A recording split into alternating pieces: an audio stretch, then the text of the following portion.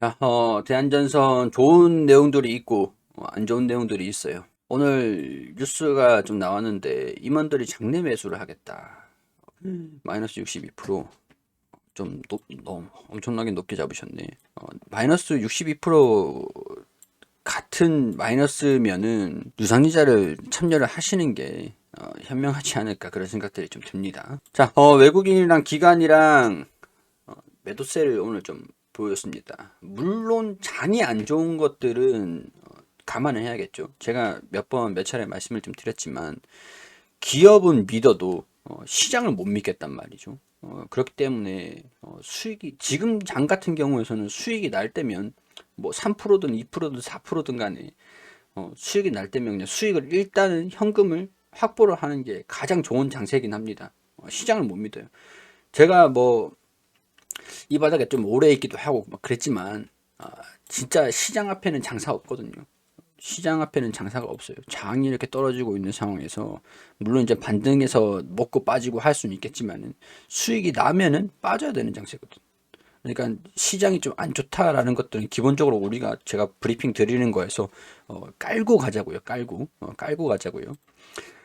장이 안 좋아서 그런지 유상증자를 해서 그러는지 뭐 그건 모르겠지만 매매 비중 공매도에 대한 부분들이 계속 증가가 좀 되고 있는 상태이긴 합니다. 거래도 거의 좀 씨가 말라 있는 그런 상태이긴 해요. 외국인도 그렇고 기관도 그렇고 또 매도하는 모습들을 좀 보여주고 있는 상태이긴 하죠. 자, 그런 상황에서 호반그룹에서 최근에 유상증자를 100%를 다 참여를 하겠다 이렇게 얘기를 했어요.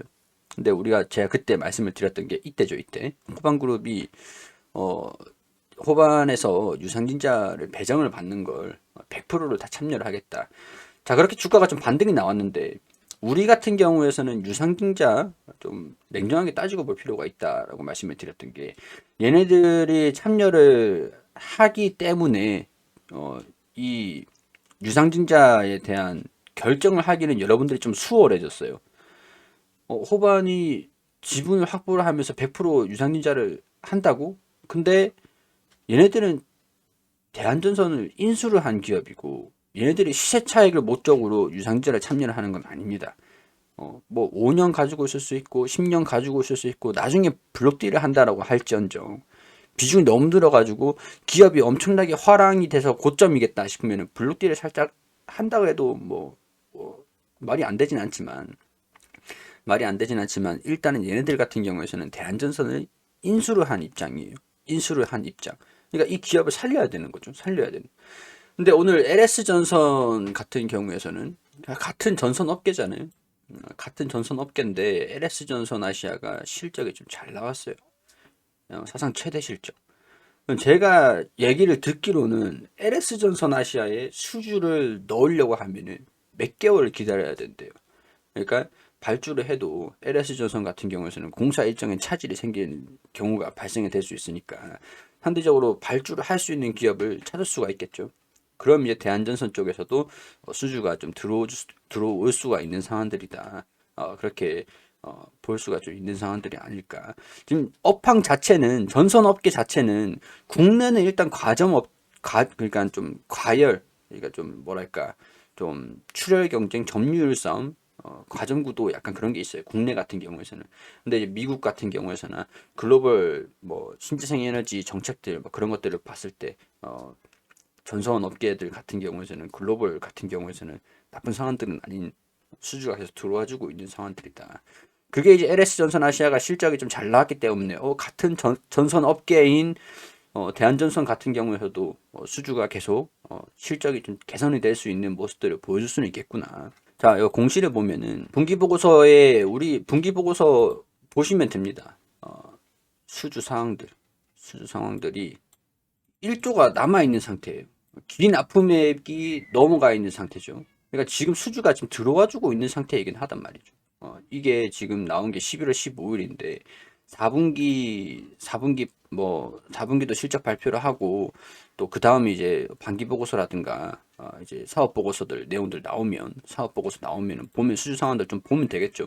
그때 수주 잔고가 더 늘었는지 유지가 되고 있는지 기납품액이 늘었는지 유지되고 있는지 이런 것들을 보시면은 실적이 4분기 실적이 얼만데 4분기 실적이 얼만데 수주가 얼마더라 라는 것들을 감안할 수가 있겠죠.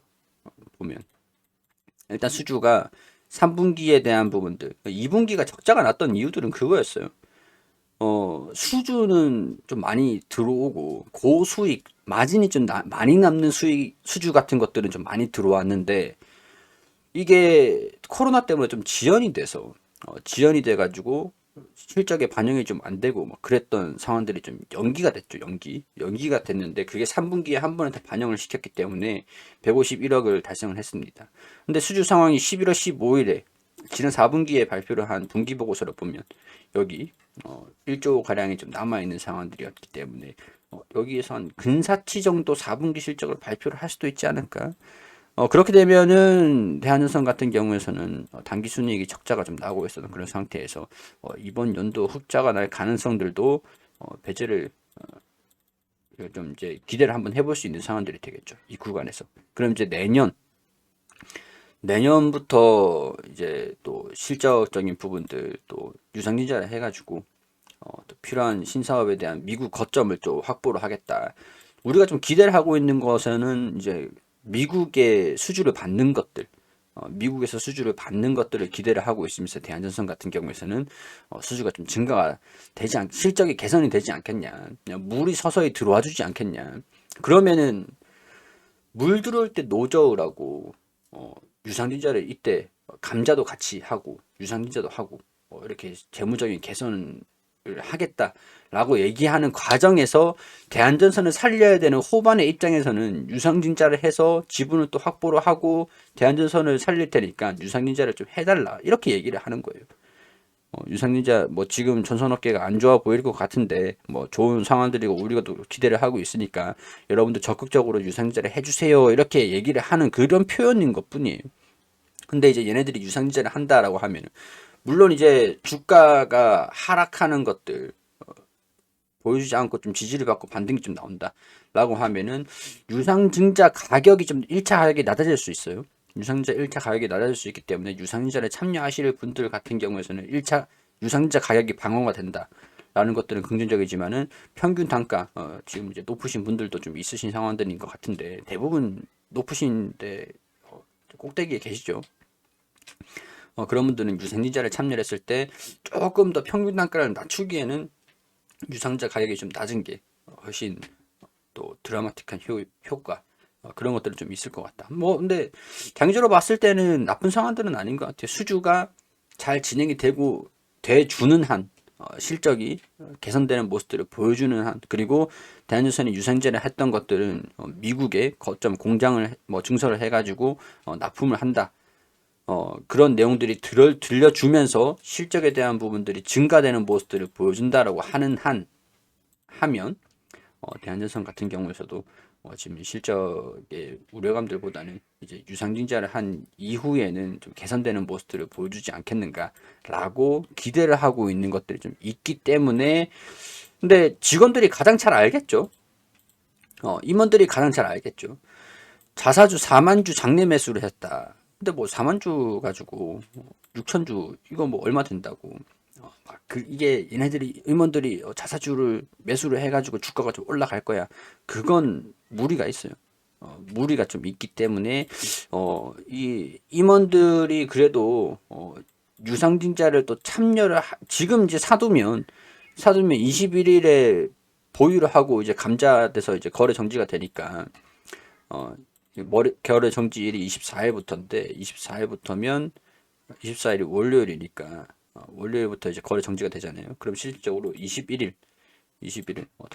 달력을 따로 찾아봐야겠네요. 자, 이게 24일이 월요일입니다. 월요일. 자, 거래 정지가 24일부터 진행이 되면은 그 전에 이제 거래일로 치니까 토요일을 우리 거래 못 하잖아요. 그러니까 21일까지 가지고 있어야 되는데 얘네들이 공시하고 신고하고 할 거면은 미리 이때쯤에 이제 하고 다 해야 되겠죠. 유상증자를 참여를 하겠다라는 그런 얘기인 것 같긴 해요. 제가 봤을 때는.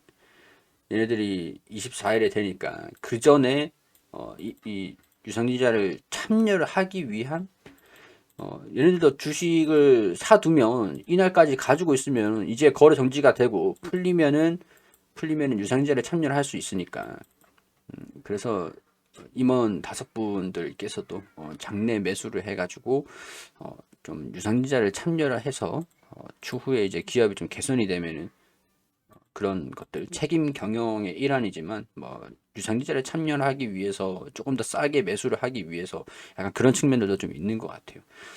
뭐 얘네들이 뭐 이분 임원들 분들께서 4만 주를 매수를 했다라고 해서 뭐 주가가 이제 올라갈 거다 막 그렇게 보기에는 좀 무리가 있지만 나쁜 소식은 아니다라고 정리를 좀 해드릴 수 있을 것 같아요. 자, 유상증자를 진행을 하는 기간 동안은 주가가 조금은 부진할 수도 있습니다. 부진할 수도 있어요. 두산중공업도 제가 말씀드렸지만 얘는 일정이 조금 해요. 감자가 있기 때문에 좀 복잡해요. 두산중공업도 말씀드렸지만 유상증자 상장을 하게 되면은 주식수가 상장일에는 주가가 좀 출렁거리는 모습들을 보여줄 수는 있습니다. 그렇기 때문에 그런 것들을 감안하면 유상증자를 참여를 하시는 분들 같은 경우에서는 참여를 하고 현금도 어느 정도 여유가 좀 있는 것도 괜찮을 것 같아요. 만약에 아직까지 1차 가격이 확정이 된 건 아닌데 뭐 이 부근에 든다라고 하면은 한 1,500원대 근사치 한 1,400원대, 1,200원대, 1,300원대 한 이 정도 되지 않을까 그런 생각들이 좀 들긴 하는데 일단은 뭐 유상증자를 평균 단가가 너무 높으신 분들은 뭐 선택의 여지가 없죠. 유상증자를 해가지고 좀 싸게 매수를 할 수 있는 방법밖에 없기 때문에 진짜 마이너스 한 20% 되시는 분들 같은 경우에서는 크게 뭐 걱정할 필요는 없을 것 같아요. 유상증자를 하면 또 평균 단가가 낮아지니까. 근데 62% 막 이렇게 되시는 분들 같은 경우에서는 유상증자를 좀 초과 배정까지 해가지고 또 그리고 추후에 또 유상증자 상장한 이후에 개선되는 것까지 같이 좀 장기적으로 좀 보셔야 되지 않을까. 일단 중간에 감자가 있어서 꼬였다 그랬죠. 감자 거래 정지가 풀리는 날이 2월 4일이네요. 2월 4일. 2월 4일 거래 재개. 그럼 실질적으로 무슨 일이 뭐 권리 효과가 권리락이 발생되는 건 뭐 이날에 발생되지만은 거래 재개가 되는 게 2월 4일이니까 신규 수건에 대해서 좀 설명을 드릴게요. 자, 일단은 21일에 내가 가지고 있으면 21일에 내가 가지고 있으면 권리락이 거래 정지 기간에 권리락이 발생이 돼요. 근데 거래 정지 기간에는 우리가 매매를 할 수가 없으니까 우리가 이 날로 계산을 하셔야 돼요. 이 날로. 그러니까 21일에 내가 가지고 있으면 신주수권에 대한 이 신주수권이 배정이 됩니다. 21일, 26일이 권리락인데 26일에 권리락인데 거래 정지가 26일에 거래 정지가 되어 있으니까 신주수권이 21일에 내가 가지고 있다라고 하면은 매매가 안 되니까 자연스럽게 신주수권이 배정을 받습니다. 0.4주예요. 0.4주. 이 신주수권을 결정을 하실 때 이렇게 보셔야 돼요. 신주인수권 내가 가지고 있다. 그러면 결정을 하셔야 돼요. 유상증자 할 거다. 유상증자 안 할 거다. 안 할 거다. 그럼 유상증자를 안 할 것 같으면은 신주인수권 이게 21일에 내가 가지고 있으면 신주인수권이 자동으로 0.4주 그러니까 100주 곱하기 0.4주 이렇게 하면은 몇 주를 받는지 1.4주 이렇게 되면 이거는 이제 없어지는 거고 1주만. 자, 신주인수권을 배정을 받는데 유상증자를 안 할 거면은 신주인수권을 매도를 하셔야 돼요. 상당 기간이 있습니다. 좀 더 설명드릴 건데 유상증자를 할 거면은 신주인수권 이거를 가지고 계셔야 돼요. 유상증자를 할 것 같으면은.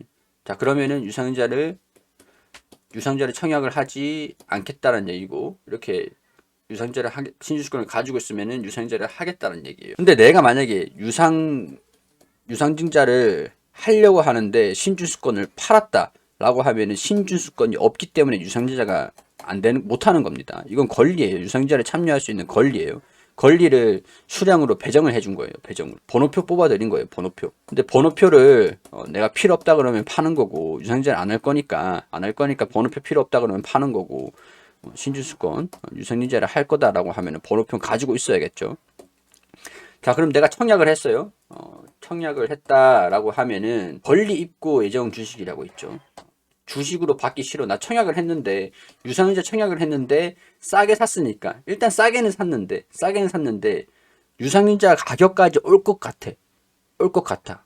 상장일에. 그러면은 권리주 입고 예정 주식을 매도를 하면 돼요.